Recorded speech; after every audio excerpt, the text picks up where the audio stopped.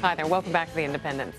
We are not hostile to you at all. And let's meet our multicultural party panel. It's comedian Tom Shalhoub and Kevin Williamson of the National Review. Those two things rhyme, and we're right on time. All right, well, welcome, gentlemen. Thank you. You're welcome. You should borrow his beard. You look like Shel Silverstein. The Giving Tree. Really. A little bit. From Where the Sidewalk Ends, the picture from Where the Sidewalk Ends. That's a compliment, by the way. I might be the biggest Shel Silverstein fan in the room.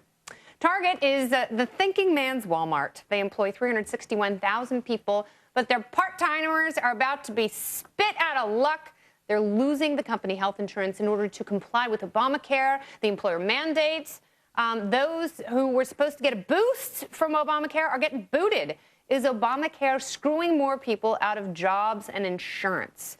Now, I know you have something to say about this. Go ahead. Boom! Well, you know, it's this crazy economic theory that if you raise the price of something, people want to buy less of it. I mean, shocking and appalling as that may be. The real problem in the long term is we're creating essentially a price premium on full-time employees, which is great if you're a college graduate or a highly skilled person, but if you're at the other end of the job market... Which is most people, right? Which is, well, most people working at Target, probably. Or, yeah, but, you know, the lower half of the skills and an education set, then it's going to be much more difficult to get a full-time job. You're creating all sorts of incentives for part-time work. Have we seen data on that yet so far with Obamacare? I mean, that was one of the big pre-critiques, is that we're going to create a nation of 29-hour-a-week workers. But has there been any kind of good data? I mean, Target won't even say how many part-time employees they have. They'll tell you how many employees they have, but all they'll say is, really? Well, our number of part-time employees fluctuates. So it's just natural that if you have to provide insurance or if you get penalized $3,000 per worker, if you don't give them full-time I fully expect it to happen. I was just wondering. I think you'll probably have to get a couple of years in before you see really good data on it. Yeah, because 2015 is really... Yeah. I mean, right now everything's anecdotal, but it sucks if it's your anecdote. That's true, and it sucks if it's your business. Yeah. Hi, Tom. Hi, Kennedy. Do you love Target? I do love Target. I used to work in a store, and I don't know. I know Kevin's really smart. I had trouble following what he was saying about the facts and figures. Sometimes I get a little bit lost when we talk about economics. I wish he had a chart with him. Well, I'm a kind or of a sack of apples. I do. I need charts, but I just think common sense. I'm coming from like the working man's angle. Right. Yeah. I used to work in a store. Look at your outfit. That is so much taller. Aren't going to callous themselves. No, I used to. They actually said, I got my nails done one time, and the woman said to this Russian woman, she said, "Oh, you know, work hard." I guess I don't. That is an interesting New Jersey accent.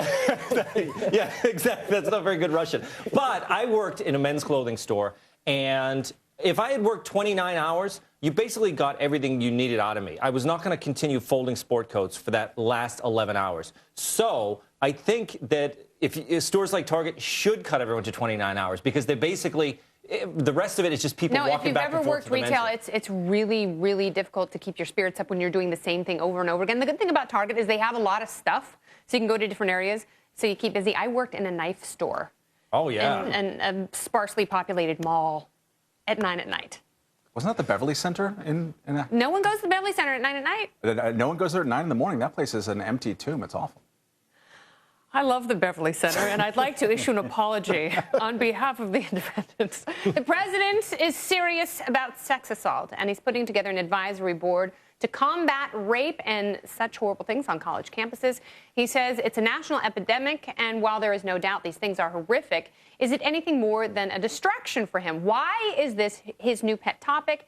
And how will his inherent magic snuff out the scourge of sexual assault on campus? The administration has already been active in this in ways that haven't necessarily been good for justice or freedom of speech or anything like that. They issued a letter, I think it was the University of Montana last year, talking about how they can reduce for campus penalties, right? So if I go to UC Santa Barbara and I'm accused of sexual assault of some sort, they encouraged universities to just have a preponderance of the evidence when they make their judgments about whether someone should be kicked off. So guilty until proven innocent. There have been cases of people who've been cleared by local police departments who are nonetheless kicked out of schools and given restraining orders. It's a lower threshold, and it's scary. I mean, you know, it diminishes the seriousness of rape and sex assault. And that's the thing that scares me, because if you're claiming that bad things happen at this lower threshold, then, you know, you get girls who are crying wolf, and that's bad for everyone. Yeah, a more general observation, though, is this interest in having a government that is doing absolutely everything. I know we'll be talking about health care on this program at some later date. But we've certainly seen multiple administrations, both the Bush administration, the Clinton administration before them, try to tackle things like preventable medical errors.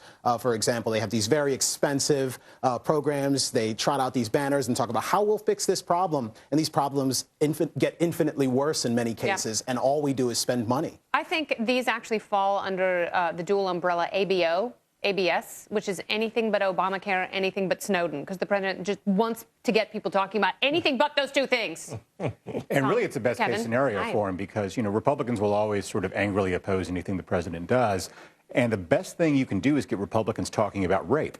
Because if anything in the last 4 or 5 years has shown that they just, you know, should really never, ever let the word come out of their mouths unless they're talking about, you know, being in favor of capital punishment for.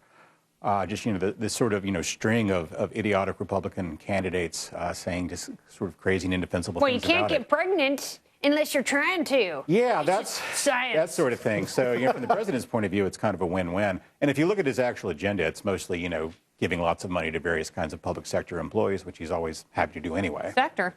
I don't even know her. All right, Judge Andrew Napolitano has some answers. He's coming up next. The weekend political gum flapping that has us all very fiery and desperate on Snowden, the NSA, and freedom. Stay here.